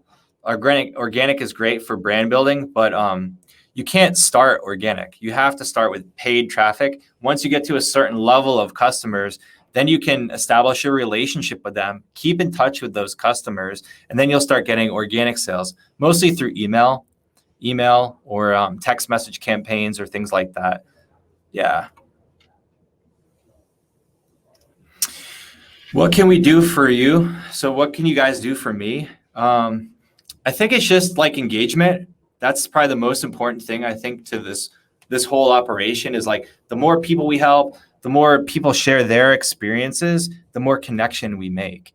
And really the community is about connection. That's why I'm doing this Facebook Live. Even my employees were like, what's your intent of doing this? Do you have like an offer to sell at the end or whatever? Like, what's the point? I'm like, the point is connection. And so a lot of digital marketers too, if they're like at home doing this alone, they need to feel part of something. And so it's that engagement in the group that I think is the best place where people could help, honestly, and just experience sharing. And I think we might even start asking people to share their story, share their entrepreneurial story, and do like a seller spotlight. I would love for that to happen. Yeah, man. It's all about love. What's up, Doug? Trying, man. It's all you guys. You know, like when I say like $80 million a year, that's the seller's revenue. That's not like, we don't market anything ourselves in-house. So it's all you guys. It's not like I went from 0 to $80 million in cash in my bank account. It's like 100% you guys right now. Okay, we still have 204 people live. So I'm just going to hang out. I got time. We could play some more reggae, or we could play some deep house and just chill. Maybe I need to make a segment. It's like chill with Eric, 2 p.m. on Tuesdays. Maybe we can just work together and hang out and not talk.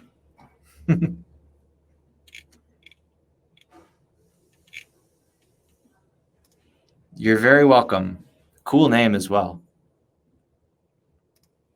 No, I haven't met Tom Brady, but I know he lives in Clearwater, which is like 20 minutes north of here. And it's like my goal. Honestly, it's my goal to meet him, to be his neighbor, to be Tom Brady's neighbor. So that's how you guys can support me. I'll give you my PayPal address, and then, you know, I'll buy the house next to him after you guys donate. But he is super inspirational for me. Just the way his mindset, the way he treats his body. It's all about maintenance and growth and mindset, and actually helping other people too along their journey with like TB12 and all that stuff. Is there a trend you see happening with message cards?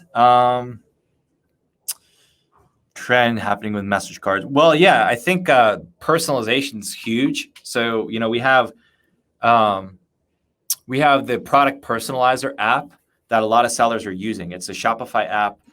And let me type it down here. Product personalizer Shopify app.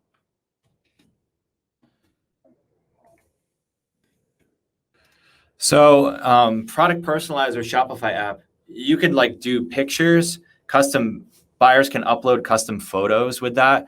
And what you do is in ShineOn, you actually put if you're using this is for Shopify users only, Shopify app users, but if you put your order charges on manual instead of automatic, then you can actually pause those orders, and you can actually swap out the artwork, and then you could hit invoice, and it'll actually charge you and then put the order into production. But before that time, you could change the artwork. So if you want to do something custom with a page on your own Shopify store, use Product Personalizer. And I made a post yesterday about that. Somebody was doing something really cool with a custom photo for mom. And those kind of products are selling well. Yeah, man. I know. I love reggae, dude. It's so positive. Yeah, Deep House. I like them both. Yeah. I don't know. They're both good. They're both positive, I think. Yeah, actually, I love Tribal Seeds. Is this the website? Yes. ShineOn 100K by Michael Christ. Yes, that's it.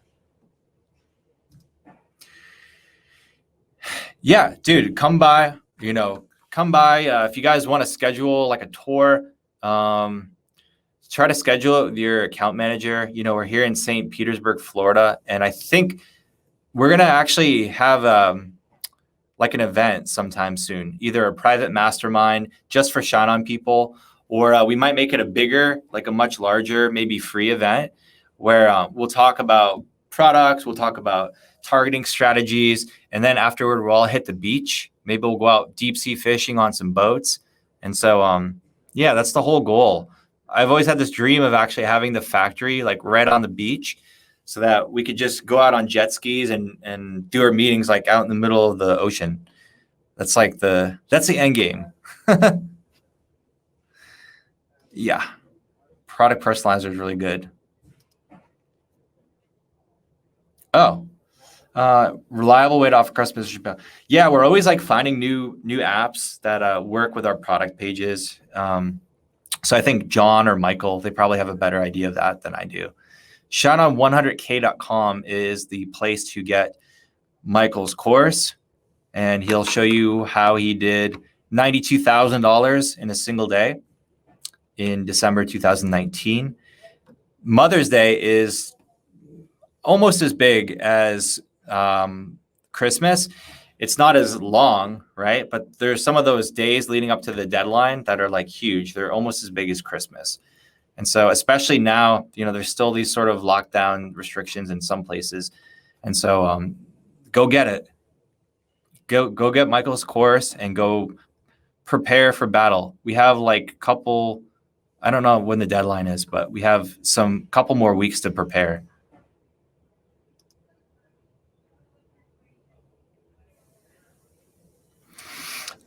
So I think like when you start making significant sales, like somebody on our team actually reaches out and they'll help you like proactively with your account and your sales strategy. Otherwise, if you had a question, just going through the normal support channels, we'll get back to you. But yeah, we're actually trying to hire more and more account managers here. Okay, I appreciate the feedback. I think you're saying like do more Facebook Lives. We can totally do that. Yep. Yes. Okay, sounds good. We will be here. Pretty much my life is just work, ShineOn, try to meditate and think of new products and test products for you guys. And I do CrossFit. I do CrossFit 3 times a week for like an hour. And then basically I just drive around with my top off on my truck and take out the jet ski on Saturdays and Sundays. That's my life. Rinse and repeat. But dude, I'm super happy down here in Florida. I have a great life here. Yeah. So actually, that's funny you say that. We were thinking about having like one of those digital tour companies come in with a bunch of fancy cameras and just do a walkthrough for you guys. I mean, it's pretty much a big open space right now. It's not like too pretty. And we're still building out a lot of stuff, but sure, we can at least get a virtual tour somewhere going. So the dogs in the truck were photoshopped in. I know our graphic designer did a really good job of putting them in there. No, I don't even have one dog yet. I want to get one dog though. I want to adopt a dog, I think. That's awesome. We're in Florida. 0 dogs right now, but I want to adopt one super soon. Yes, we're doing a direct Etsy integration using Etsy's API, not some like Shopify plugin. We're working directly with Shopify's API. So yeah, it's our intent. Most of the focus has been on Facebook related things, but definitely before Q4, like in the summer, we'll launch this Etsy integration. My favorite book, I would say like most influential book for me has probably been Dale Carnegie, How to Win Friends and Influence People. It was written in the 1930s. And I think like to be a good business person in the 1930s, you have to look people in the eye. You have to shake their hand. You have to have integrity and do what you say you're going to do. Otherwise, nobody will do business with you again. And so he has a lot of these very basic principles in how to win friends and influence people that we actually forget about. Like the first chapter, the first point that he makes is like a person's first name is the most beautiful sound in the world to them. So you should always say like Daniela, you should actually use their name more because they always perk up and they always appreciate when you do things like that. So How to Win Friends and Influence People was a book that my mentors actually gave me early on. And that really, I think, showed me how you should treat people. Yes, of course. We're always looking to improve the quality and the value of all the products in the box, even from the boxes to the cards and everything. Please send us pictures if anything is wrong. Yeah. So any Amazon seller, yeah, we don't know like if when an order is coming from Amazon, because most people are using a Shopify Amazon integration, and we only see Shopify. But we definitely have a lot of people having success on Amazon now. Thank you for watching, Joanna. I really appreciate it. Thanks for your support.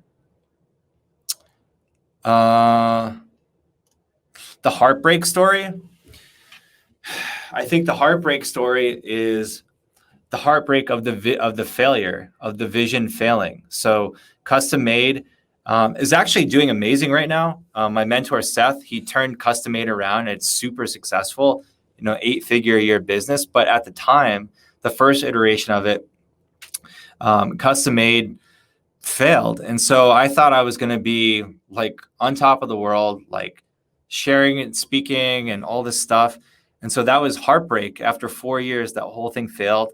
And I made no money out of it. I made zero. I just got some severance money.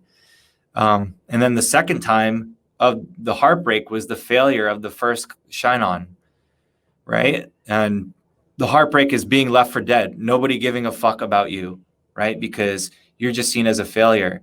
And so that's the heartbreak, is losing support from people. I mean, relationships were severed between employees and investors and things like that. So that is a lot of heartbreak, because you have all these people believing in you, trying to support your vision, and then the next day they're gone.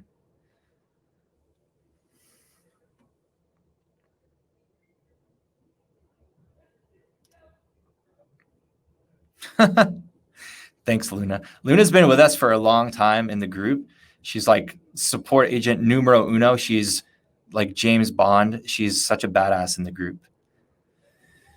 By the way, we still have 176 people live. I don't know what you see in your channel, but we use StreamYard. So we actually combine all the channels, and we have 176 people still here. That's pretty awesome. Yeah, Delivering Happiness is a really great book too. I actually did 6 months in Las Vegas, and I actually saw how Zappos ran their company and how they treat people and how they wow people. And so I wasn't friends with Tony Hsieh, but I became friends with his co-founder. And so got to see sort of the inner workings of Zappos and was very influenced by that. His name's Fred Mosler. He was the guy that came from Nordstrom's, the shoe guy, and paired up with Tony. So yeah, Delivering Happiness is the Zappos book. Highly recommend that if you want to build something long-term.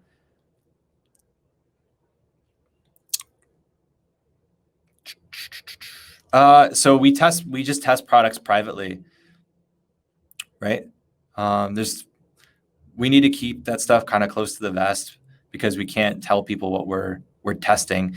But when we launch new products, it's our intent, along with Michael, to start launching a whole like Facebook targeting guide, right? So here's who we targeted, here's how many we sold, here's the profit margin, like all this stuff. Just give it away. It's our intent to do that for you guys when we do launch. And then we also have a new kind of a secret for the next couple launches is we're going to start giving away product. I think the first 500 or 1,000 units we're going to give away for free. That way you guys can start getting traction with your ads early on. We're literally paying you guys to test the new product when it launches. I'm starting to lose my voice now. It's all good though. Full scope of POD products. Yeah, dude, the wall art, the custom metal wall art, the wallets, the watches, all that stuff's coming down the pipe. Yeah, I love Fred Lamb. Fred Lamb was like an early supporter of us from Zero Up, and really appreciate him. Fred out in Vancouver, great guy. Yeah, man, Vegas is good. I really like Vegas. Has good, believe it or not, Vegas has amazing outdoors and hiking. Watches, yes, we're gonna do laser engraved watches. Let's get it, Warner. Now is the time.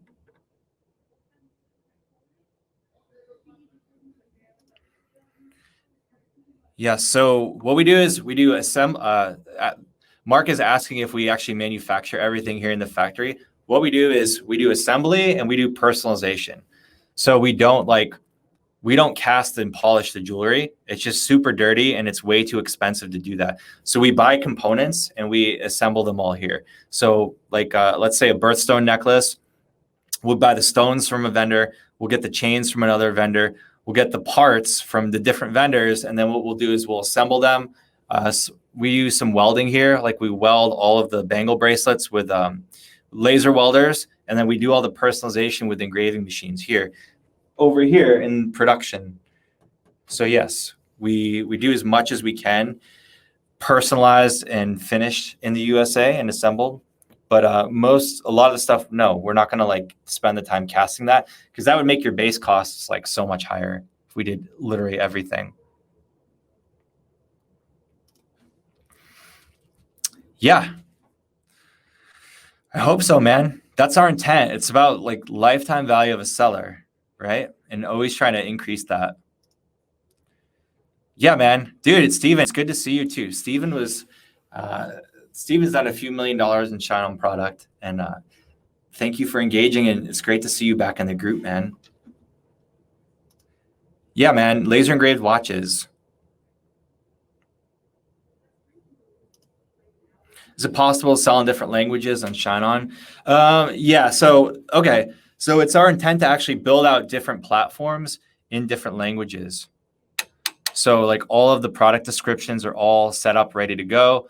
Like your custom domain store, if we could have one in, say, Portuguese, we'll have all of that preloaded, like all the about information in Portuguese. So yeah, we're starting to work on that.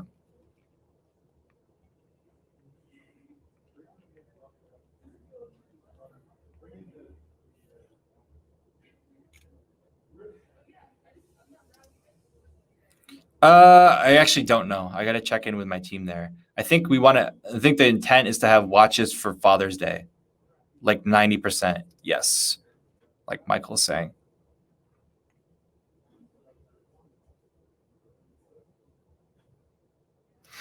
Okay, Trudy.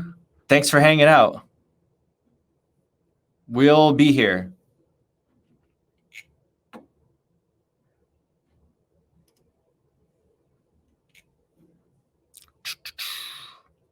Still 161 people. I mean, if you guys are here, I'm just going to keep hanging out.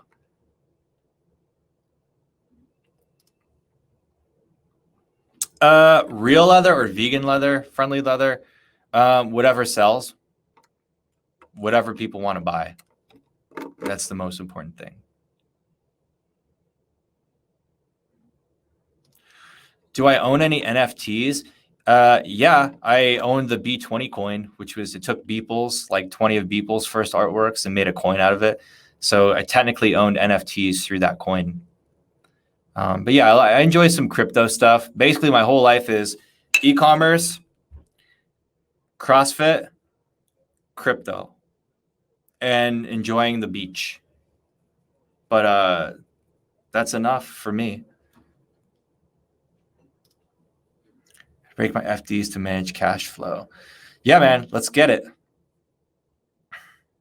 Steven DeGrasse, yeah, never gave up. He's one of those sellers that he went through so many emotions and scaling crazy, burning cash, and he has a great story too. Maybe we could do a seller spotlight on Steven one day. I remember.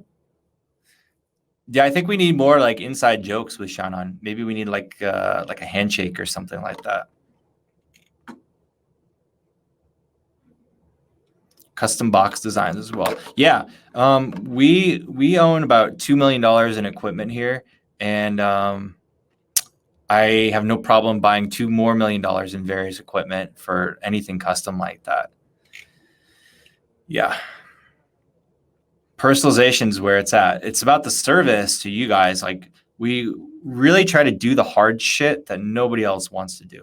Setting up a fulfillment center is one thing, but setting a fulfillment center with on-demand personalization and setting that up at scale and not fucking up when we're doing it for 5,000 active sellers, that's the whole challenge of this business, really. Like all the crap that they do in factories in China, where they just throw bodies at it.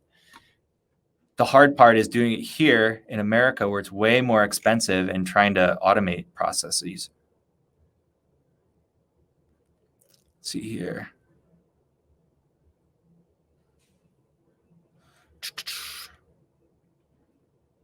What else, guys? 148 people live still. Again, I could play the reggae. I could play the reggae again. If you guys aren't going to ask questions, I'll play the reggae. Yeah, so yes, the different various personalized goods, wallets, watches, custom metal wall art. I'm not sure which of those is launching first. Wall art's like a whole category. So it's going to take a little bit longer. But like a lot of the crap that you can find on Redline Steel or Frontline Metal, Redline Steel, Frontline Metal. These are the kind of products that we're looking at right now because people really like these. The problem, because I know people that are associated with these businesses, is being able to fulfill them at scale for digital marketers and understanding how you guys work. So, you know, we understand about scalability, preparing for scale, how much you guys can scale. It's like effing crazy sometimes. And like, how do you, it's all about having an on-demand workforce, right? That's the key. What are the strategies you have for keeping a roster of fulfillment associates on call and hot? How do you create incentives for them to come in just for peaks in the year seasonally? Right? That's the challenge that we go through. And you know, it was a really tough Q4 this last year, but now we have this roster of hundreds of people that will come in and help us produce and fulfill all your orders the next time. Okay, sounds good, Carl. Thank you, man. Watching from Kenya, so cool. Maybe we'll need to have an event in Kenya one day. That would be awesome.